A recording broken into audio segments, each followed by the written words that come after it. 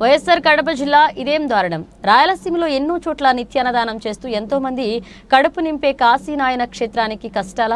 కూటమి ప్రభుత్వం వచ్చిన 9 నెలల్లోనే 3 సార్లు అవధూత కాశీనాయన క్షేత్రంలో కూల్చివేతల పేరుతో వినాశనం చేశారంటూ వాపుతున్నారు ఆలయ పెద్దలు. హిందూ ధర్మ సంఘాలు స్పందించి న్యాయం చేయాలని కోరుతున్నారు ఆలయ పెద్దలు. అయ్యా, ముఖ్యమంత్రి చంద్రబాబు నాయుడు గారు, ఉప ముఖ్యమంత్రి పవన్ కళ్యాణ్ గారు, మీ కూటమి ప్రభుత్వం అధికారంలోకి వచ్చాక ఈ కొద్ది కాలంలో కాశీనాయన జ్యోతి క్షేత్రంలో ఇప్పటికీ 3 సార్లు కూల్చివేతలు జరిగాయి.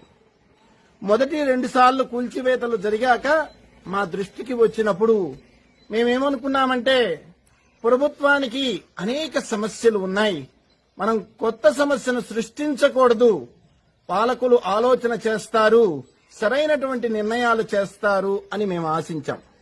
కానీ దానికి భిన్నంగా 3వసారి వచ్చి మరికొన్ని నిర్మాణాలని కూల్చివేశారు. నా విష్ణు పృథివీపతి అని మేము నమ్ముతాం. పాలకులలో శ్రీ మహావిష్ణువు అంశం ఉంటుందని భావన. అంటే శ్రీ మహావిష్ణువు అంటే స్థితికారుడు అని, పోషించేవాడు, పాలించేవాడు, సంరక్షించేవాడు అని మేము నమ్ముతాం. పాలకులుగా ప్రజల్ని పోషించి సంరక్షించాల్సిన బాధ్యత మీదే. అయితే కడుపున పుట్టినటువంటి బిడ్డలు పట్టించుకోకపోతే, అన్నం పెట్టకపోతే ఆశ్రయం ఇచ్చి వాళ్ళకి అన్నం పెట్టి పోషిస్తున్నటువంటి కాశీనాయన క్షేత్రం మీరు చేయాల్సిన పని చేస్తుంది అని మీకేమైనా కోపం వచ్చిందేమో మాకు అర్థం కాలేదు.